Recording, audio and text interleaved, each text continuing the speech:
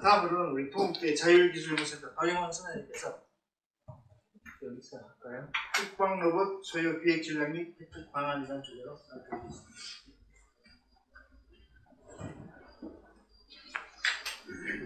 제가 ADB 나온 지가 한 5년 돼가지고 ADB 자료는 공식적으로 쓸 수 없고 여기 있는 자료는 옛날에 발표됐던 자료 완성 검토 없이 할 수 없어요. 발표된 자료는 약간 좀 지난 과거이긴 한데 제가 조금 더 부연 설명하고 가겠습니다.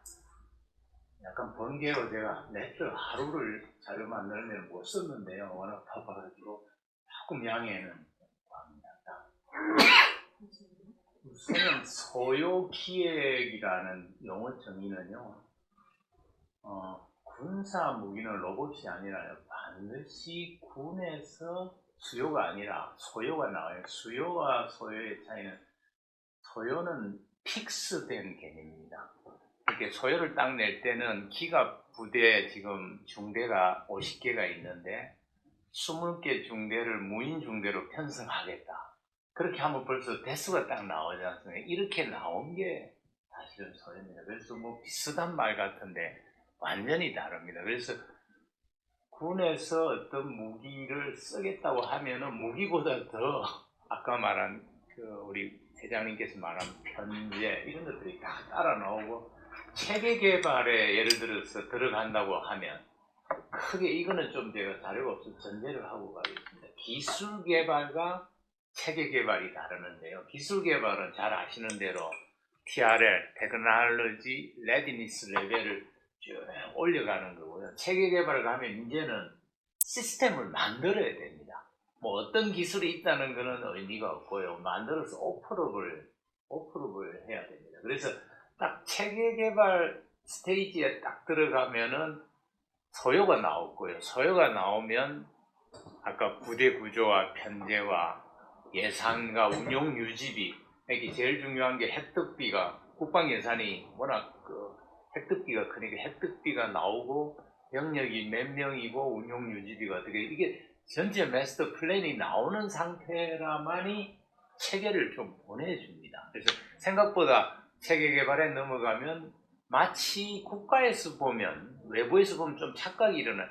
기술 개발은 외부에서 보면 연구 개발인데 사실은 체계 개발은 연구 개발은 아닙니다. 사업입니다. 그런데 그게 국가 예산 버짓 안에서 보면 R&D 비용으로 잡혀 있는데요. 그래서 그걸 손을 못 대는 R&D 비용, 저는 이제 사업 비용이라고 정의를 합니다. 그래서 약간 좀 우리 회장님이 좀 로봇 전문가로서 좀 넓게 주셨는데요. 저는 조금 제가 폭이 조금 좁아가지고 국방에서만 본 관점으로 조금 시장 현황부터 조금 순서 없이 좀 진행하겠습니다. 다음. 이 부분은 뭐 워낙 잘 아시니까 뭐 로봇 트렌드는 좀 워낙 로봇 전문하신 분들이 잘 알고요. 다만 최근의 트렌드는 생각보다 인공지능이 들어오면서 자율 로봇화 되면서 훨씬 더 빨리 시장이 늘어가고 있다는 건 여기 계신 분이 저보다 잘 아는 것 같습니다. 그 다음에 이제 이 그림을 좀 한번 그릴 수밖에 없었던 게요. 좀 글자가 너무 적은데 이게 어떻게 해야 될지, 제가 좀 눈이 안 좋아서 안 보이는데 제가 조금만 앞에 가겠습니다.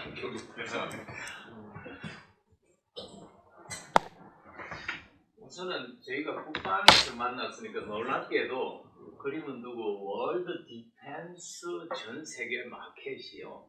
여기 빌리언이니까 이게 1조입니다. 2,900조인데 여기 제가 한열 1.3을 안 곱했습니다. 안 곱한 걸로 계속 말씀드리겠습니다. 그 월드 디펜스 마켓이 거의 3,000조가 됩니다. 국방이 이렇게 볼륨이 크다는 말씀입니다. 그 다음에 US가 1,000조, 미 국방이 1,000조라고, 우리 예산보다 크지 않습니까? 국가 예산보다 1,000조라는 게 여기 880조고요. 자동차가 2,000조입니다. 그 다음에 스마트폰이 여기 보시면 한 1,400조가 되고요. 그 다음에 이제 인공지능이, 이쪽 인공지능이 1,000조고요. 여기 클라우드가 1,000조고요. 여기 보면은 메모리와 GPU, CPU, 엣지, AP, 요게 이쪽이 지금 한 1,000조 정도를 보고 있습니다.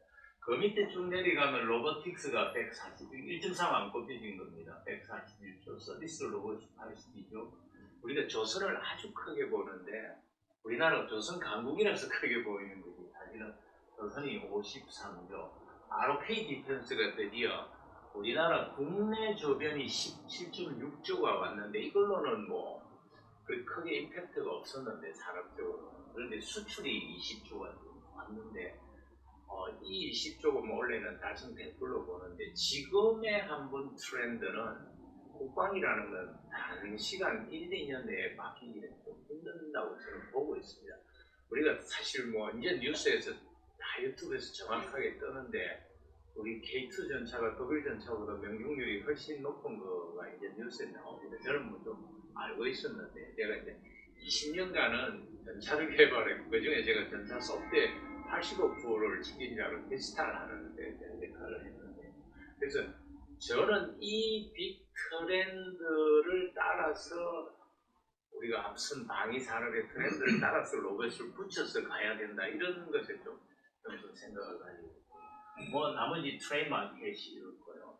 그 중에 이제 요게 머신러닝이고 우리가 잘 아는 제너럴 생성 AI인데 생성 AI는 아직 시장은 크지는 않습니다. 그 중에 보면 이제 성장률 1인 게 MPU입니다. 여기 MPU가 전 세계 MPU 개발하는 기업이 한 100개 정도네. 우리나라도 지금 100개 정도. 그 다음에 이제 크게 합성 데이터. 이게 저쪽 내 밑에 차트에 보면 가트너가 이제 딥러닝이나 인공지능을 하려면 실 데이터가 있는데 실 데이터는 다양한 조건의 데이터가 안 되니까 생성 AI 기술이 뜨면서 가상 데이터로 이제 학습해야 되는데 저쪽으로 발전하는 거고. 그 다음에 이제 뭐 신러닝, 그 다음에 GPU, 뭐 데이터 분석, 생성 AI는 이제 그래도 아직은 생각보다 흥미롭지만 실용화하는 데는 아직은 뭐 할루시네이션이나 여러 가지 문제점들이 많으니까 이런 정도 보고 있습니다. 그래서 어쨌든 방위 산업이 최대 규모고 우리가 이 정도 40조 가까이 왔는데 더 중요한 거는 여기서 딱 에너지를 받을 수 있는 국방이라는 것은 한번 시장을 개척하면 이 인수시장하고 다릅니다. 획득하시는 분이 거의 우리 저 LRD 국방 전문가가 계셔서 갑자기 제가 너무 편안하게 우리 소장님이 계시니까 거짓말도 못하겠네. 한번 이렇게 들어가면 시장 바꾸는 게 거의 불가능합니다. 30년이고 군수 유지라는 게 엄청 강하거든요. 획득 이렇게 구매하는 획득 비용이 그렇게 높다고만은 할 수 없어요. 뒤에 메인터넌스하고 라이프 사이클 전체 코스트가 들어가는 비용이 대단하고 그걸 한번 시장을 딱 이렇게 고착적으로 들어가고 나면 그 유사 부품이나 유사 기능과 섞어서는 장비들을 왜냐하면 그 군 장비는 혼자서 워킹하는 건 아닙니다. 상호 작동하고 서로 지통계 고관이 들어가니까 같이 가는 프렌드 장비들이 같이 좀 들어갈 수 있는 그런 장점이 있습니다. 네, 그래서 저희는 이제 로봇 지능이 혁신적으로 가면서 이제 실용화되고 있기 때문에 그렇게 국방에 빨리 붙여가야 된다. 시장 산업 관점에서 말씀드렸고요. 다음. 뭐 이것도 넘어가겠습니다. UGV, UAV도 넘어가고요.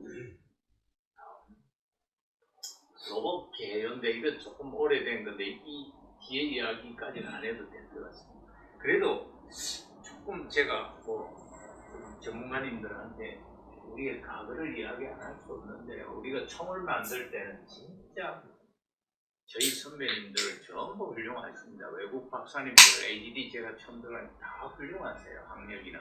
근데 그분들이 미국 도면 놓고 갖다 놓고 공장에 가서 역설계한 총을 만들었어요. 왜 ADD 계신 분들이 연구를 안 할까? 제가 82년도로 연구 능력이라는 게 없었습니다.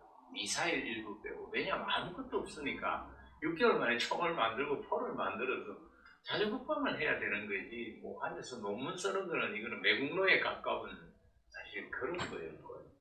그 다음에 이제 모방 개발을 이게 이제 지뢰지 같은 거 장갑차 이런 걸 모방 개발을 시작했고 그 다음에 여기는 기능은 저 기능이 저런 거 하는구나 하면서 뭐 소프트웨어나 도면이 없으니까 기능만을 쭉 보고 이제부터 독자 개발을 했는데 이때는 거의 대칭 군에서 대칭형이라 하면은 전쟁 개념인데 북한에 탱크가 있으니까 우리가 탱크가 있어야 그래도 어느 정도 효과적이다.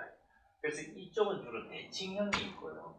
그 다음에 여기는 기능을 보고 카피를 유사하게 따라간 겁니다. 모방한 건 없습니다. 그런데 여기는 이제 개념을 드디어 이제 우리가 유사 개념을 가지고 완전히 이제 독자적으로 가는 겁니다. 그래서 우리 K2 전차 여기 자주포 같은 경우는 기능을 가지고 독자했고요. 지금 전 세계 독일 자주포와 비교하면 우리는 이게 40법밖에 안 하는데 독일 자주포는 몇 대가 더 비쌉니다. 근데 성능에서는 그렇게 큰 차이가 나지 않습니다. 근데 K2로 넘어와서는 어쨌든 그 독일 전차보다 저희가 기동력이나 명중률이 높습니다. 5만 사격 시험부터 이제 제가 실제로 위트니스 한 바로 일반인들은 잘 모르죠. 여기서부터 이제 개념만 가지고 우리가 했는데 다행히 이쪽에 우리가 지금 빛을 보고 현재 K 친구들이 힘을 보고 있는 거는 조금 실력이 없었지만 우리가 시대의 마지막 조류를 잘 탄 것 같습니다.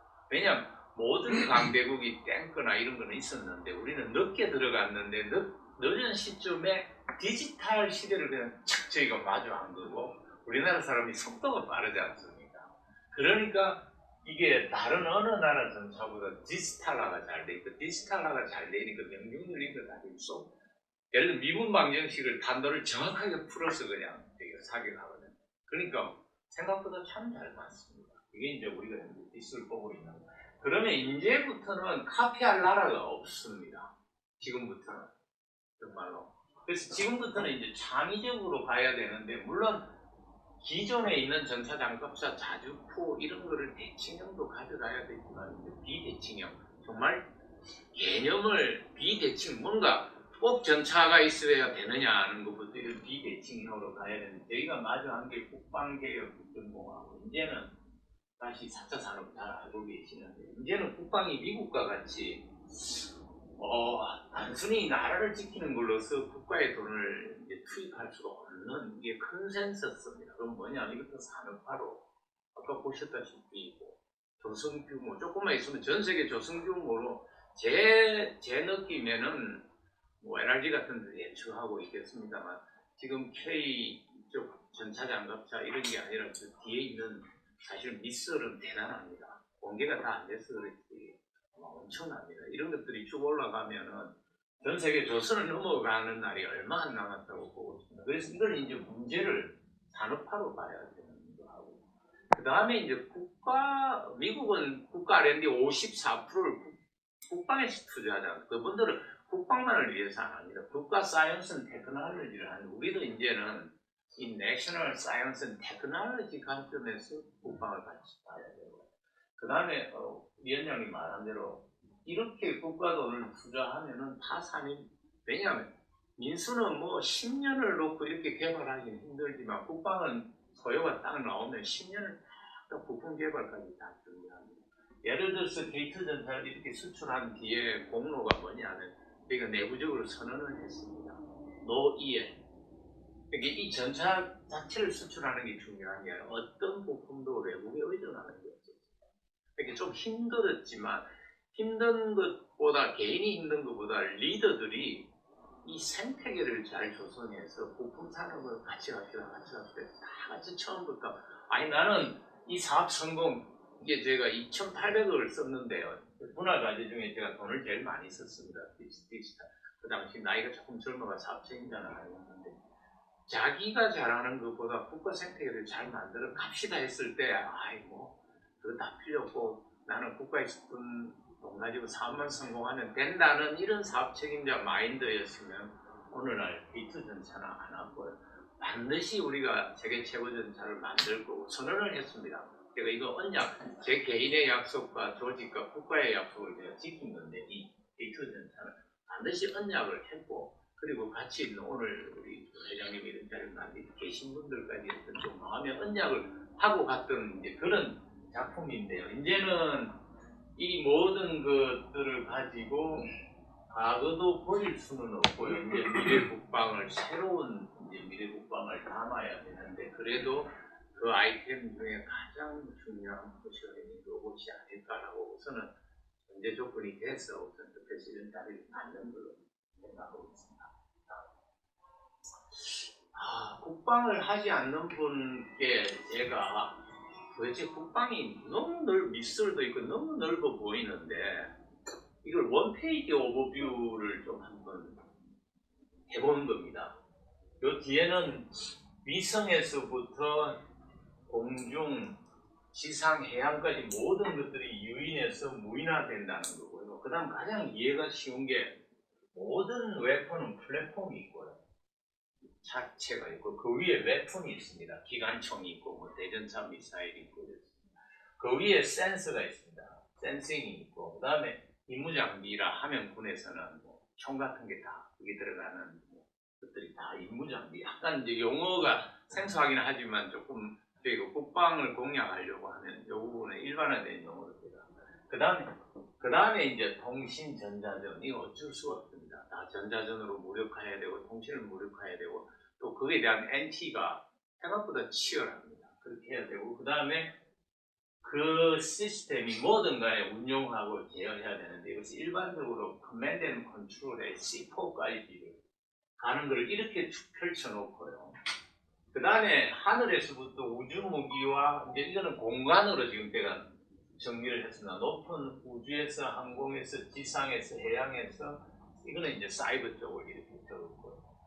그 다음에 요건 좀 제껴놓고 그 다음에 플랫폼 기준으로 미래 대표 미래 기술을 뭐 많겠지만 그래도 저희 국방 전체를 제가 이제 고등기술 원장을 하면서 미래를 끌어가면서 약간의 의지 더하기 방향성은 그래도 신개념 이제는 가거는 없다. 우리는 무조건 신개념, 초소형화, 뭐 하늘에서 물 위로 가고 뭐 물 아래에서 뭐 다시 하는 어디든 공간을 통과하는 바꾸는 트랜스포머와 소프트 로봇과 사족 인간형 이런 스텔스 이게 지금 조금 추가를 했습니다. 이런 부분들의 신개념은 그래서 뭐냐 고기동, 초소형, 특수형 다 합쳐서 그냥 보이지 않았던 트랜스포머는 특수형이라고 하고요.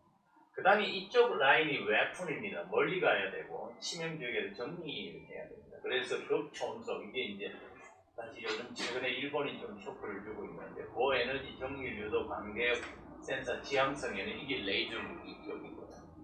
그 다음에 이제 이쪽으로 가면은 센서 쪽은 초소형사, 라이다, 방대역, 전자가마, 음향, 자금 식별 이런 것들 쪽이고 그래서 이쪽은 다중화 하나의 센서로서 모든 다양한 스펙트럼을 커버하는 건 없기 때문에 다중화하고 할 수 없이 센스 레벨에서 지능화돼야 돼요. 그 다음에 이제 여기 이쪽 통신 전자전은 지능 네트워크, 인지 통합, 전자전 암호, 통신 사이버 이렇게 초연결과 이것들도 네트워크도 다 이제 다이나믹하게 이게 지능화가 돼야 되고요. 이제 이쪽은 제가 이제 공통 기반이라고 했고요.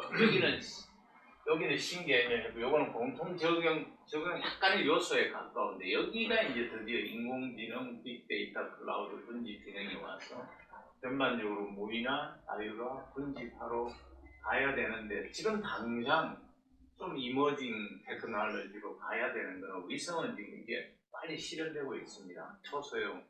초소형 위성들로 가고 있는데 왜냐하면 북한은 우리나라의 위성을 다 트래킹하고 있고요. 미사일 발사가 터널 속에 숨어 있다가 우리 위성이 지나가면은 나와서 활동하고 우리 위성이 지나가면 예를 들어 숨습니다. 그래서 이 아주 적당한 인공지능이 됨으로써 이 위성들을 빨리 론치해서 끊임없이 우리나라 한반도 북한 지역을 끊임없이 모니터링하고 다음 위성한테 추적해야 되는 거는 위성은 스캔 모드와 스파트 모드가 있는데 추적을 해서 계속 어느 특정 지역을 지나가면서도 이렇게 스파팅을 할 수 있습니다.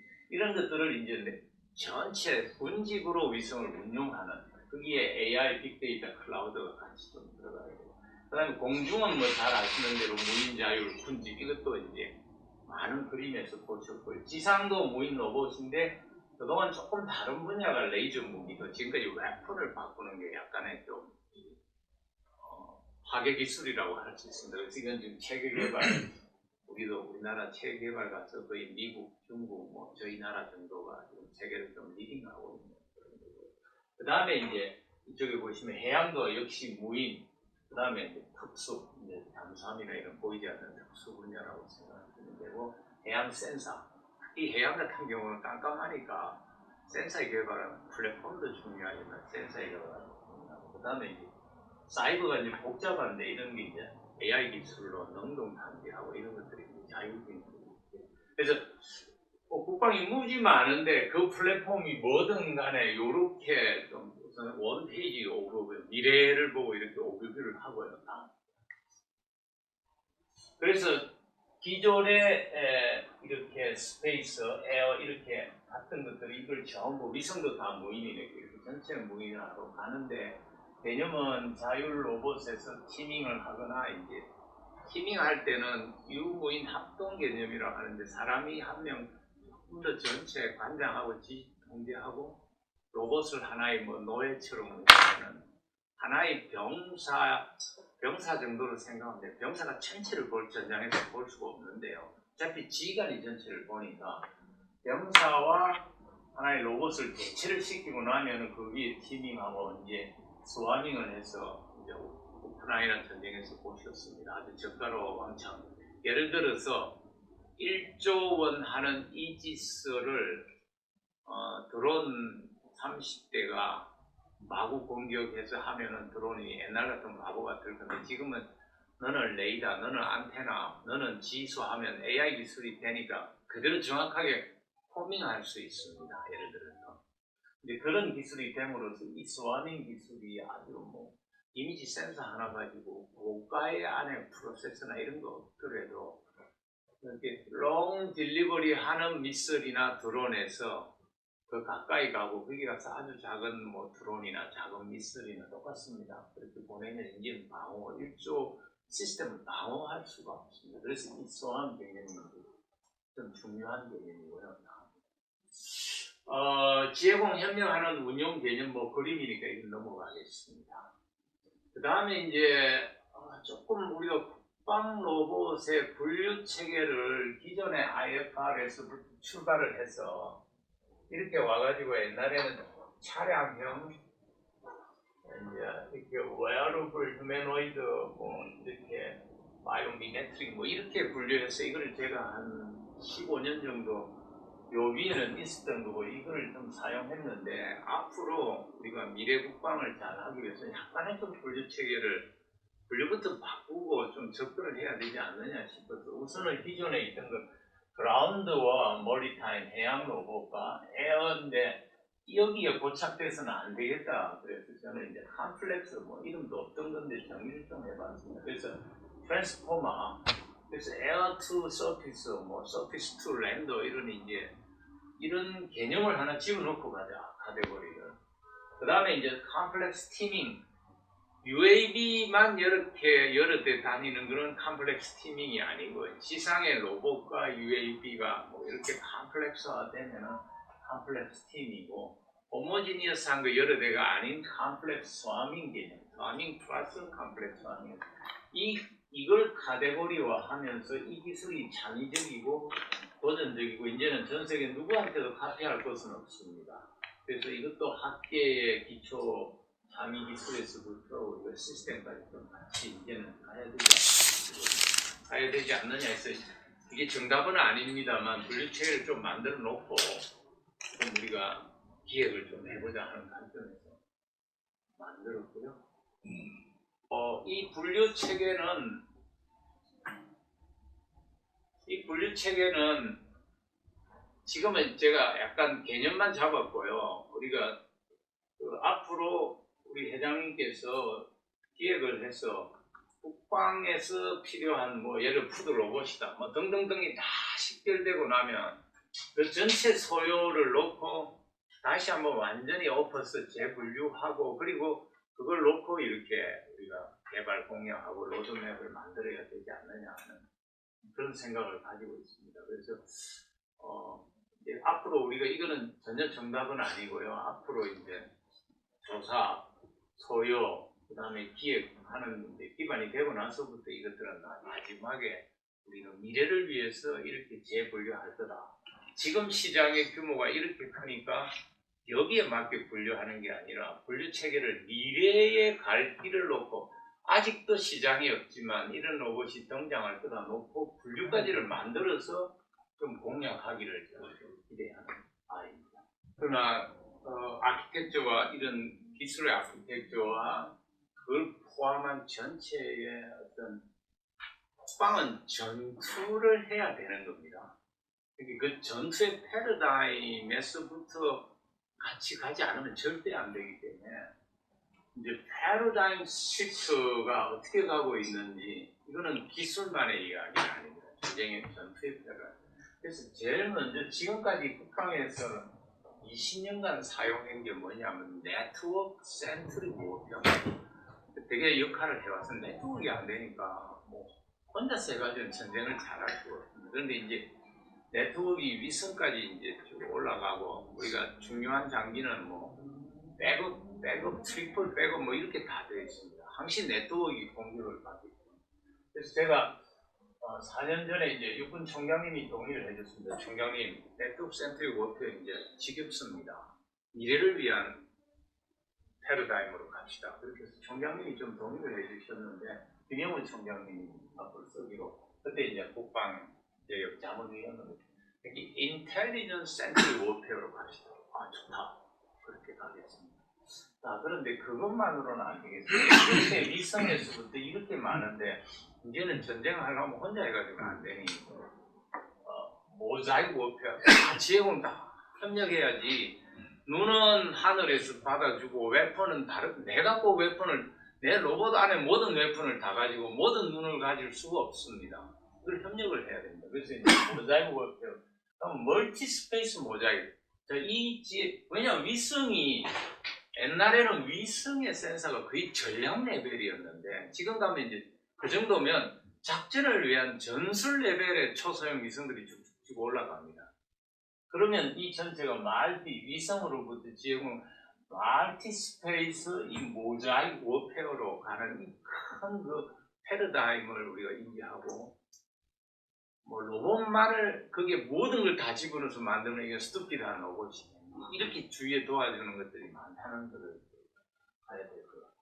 그런데 이제 플랫폼 쪽으로 보면 맨드, 리모트, 옵셔널 리멘드 뚜두두 가가지고 팀 수업 이렇게 단위 플랫폼은 스스로 자유는 올려가야 되고 의외로 약간 좀 이율 배반적인데 G 통제는 이 엣지에서 어디로 가느냐면요 모든 빅데이터를 G소에 다 가지고 있으니까 그쪽이 클라우드가 되고요 자기 엣지단에서 자기가 결정하는 게 자기한테는 최적화 같지만 실제로는 전장에서 보면 최적화가 아니니까 이 G 통제는 의외로 의사결정에는 이쪽이 클라우드로 가야 되는 거고 여기는 전쟁의 책임지는 클라우드나 지능의 서포트를 빅데이터의 서포트를 받지만 그러나 사람이 휴먼 시간이 있는 루프에 있어야 됩니다. 이쪽 방향으로 이렇게 좀 가야 되고요. 그 다음에 이제 협력지능으로 협력하는 거하고 분산지능으로 센트럴라이즈만 가지고는 안 되고 통신이 끊어지고 이러니까 하이브리드 디스트리뷰트로 기계지능이 가야 된다는 이런 큰 패러다임을 이해하고 하나의 단위 웨폰 자율만 하면 모든 게 되는 게 아니기 때문에 이런 것들을 그 기능을 나는 이 위성에서 이 정보를 받아서 운영할 거다. 소대는 어느 정도 레벨의 위성 단말기가 있다. 중대는 뭐 위성 단말기 몇 대가 있다. 어떤 링크가 있다. 이런 것들을 다 놓고 전체 그림을 그려가야 되는 게 이게 국방이 되겠습니다.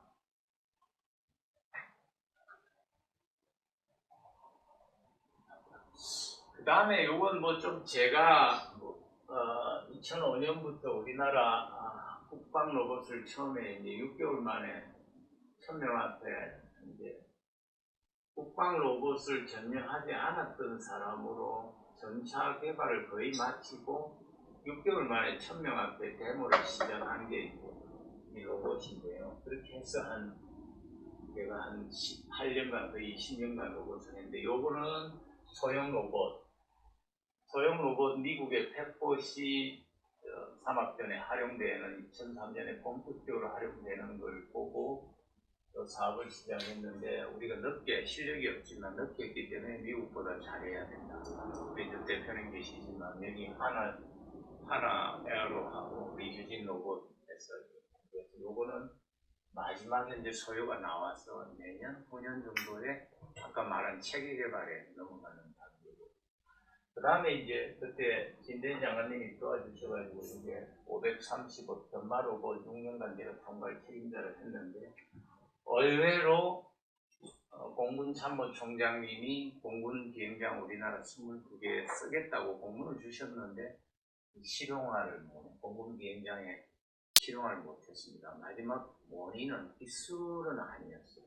그러니까 아직도 거기에 지키는 장갑차와 감시병들의 인력을 받고 있고요. 아직도 그 부대 5분 대기조를 다 가지고 있습니다. 그러니까 로봇을 좋아서 받는 게 아니라 정말로 병력을 안 주면 로봇을 대체할 건데 아직까지는 병력을 주면 그렇게 로봇으로 왜냐면 예하 병력이 있어야 자기들 계급장이 올라가고 유지가 되지 않아요. 인력이 없으면 계급이 빠지니까 이게 군이 가지고 있는 숨어있는 아주 큰 복병입니다.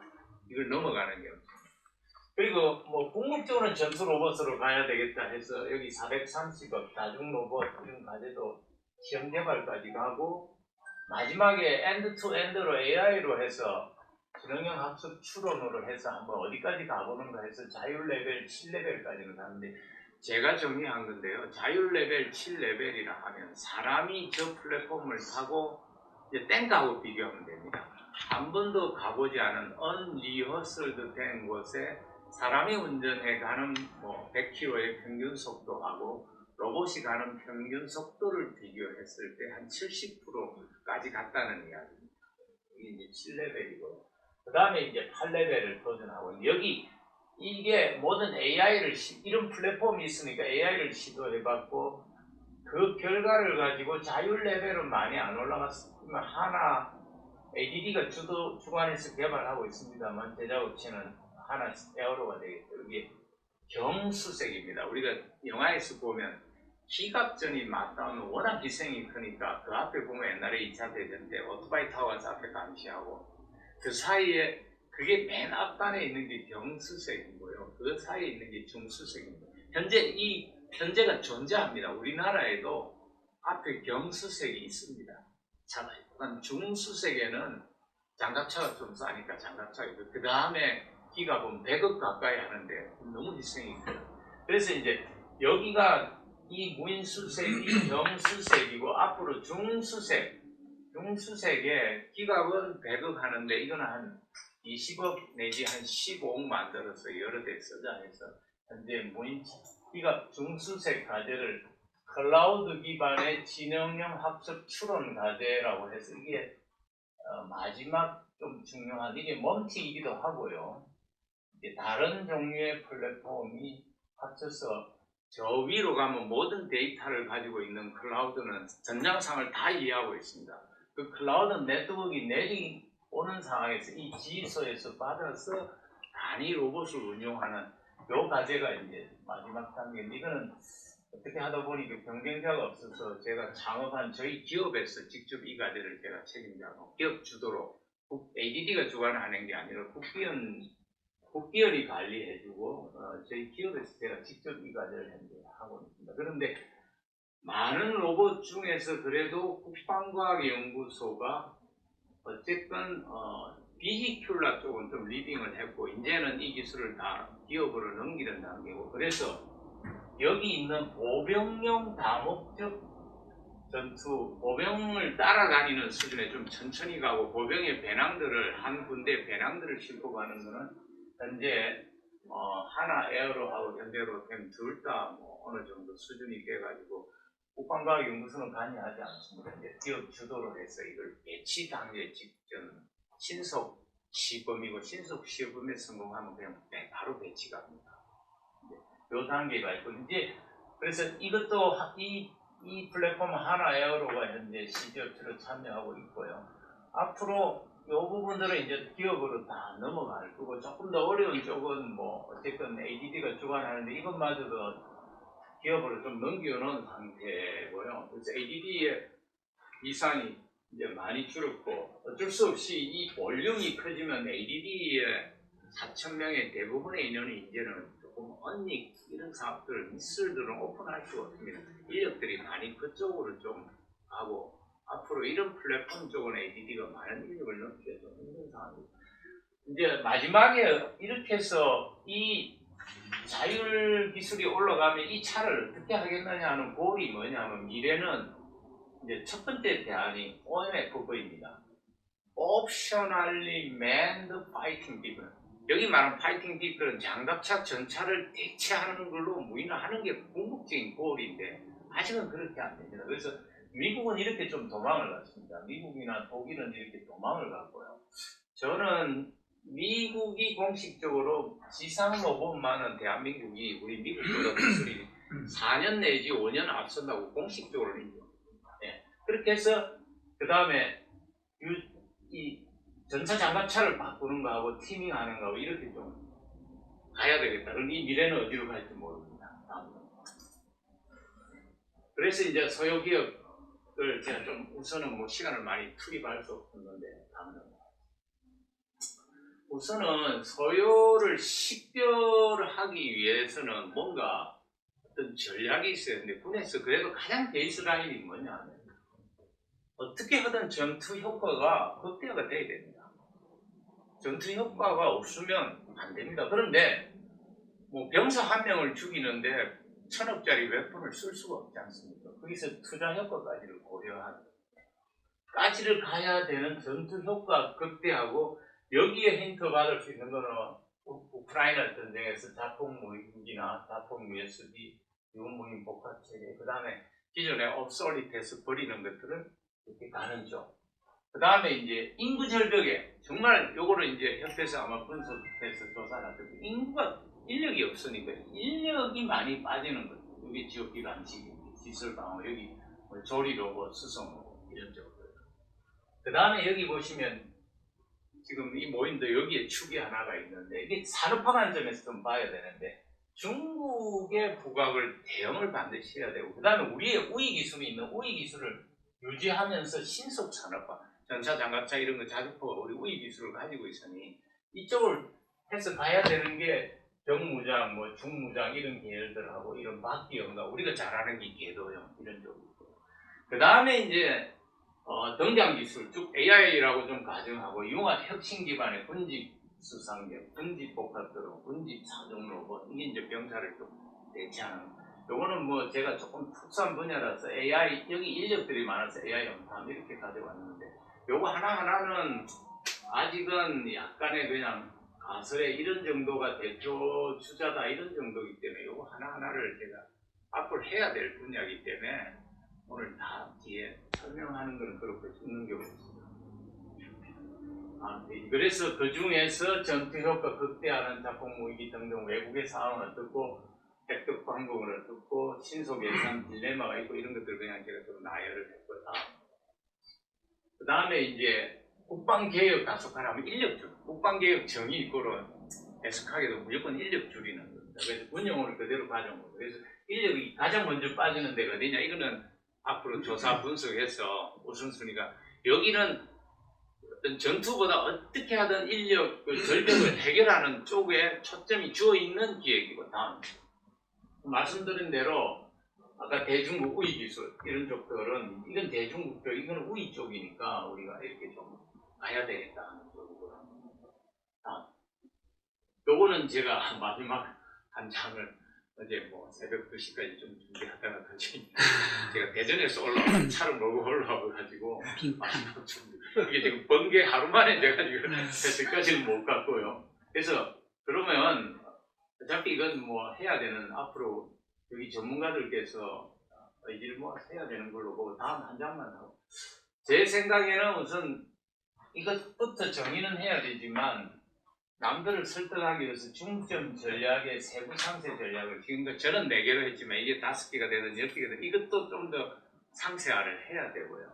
그 다음에 4대 중점 분야 상세 전략서의 대표 제가 식별했지만 이건 답이 아니고 앞으로 제대로 좀 해야 되고요. 학교에서 그렇게 한다면 그렇게 한다면 단기적으로는 획득 방안인데 부처, 지자체, 연구소, 기업 이런 이제는 돈이 다 부족합니다. 그리고 다 하고자 하는 의지가 있어가지고 뭐 예를 들어서 대전 국방협의 이런데 대전시 예산을 뭐 어디 창원 예산을 협회 예산을 뭐 이런 식으로 그 다음에 국방부 얼마 이렇게 해서 이걸 좀 단기적으로 가야 돼.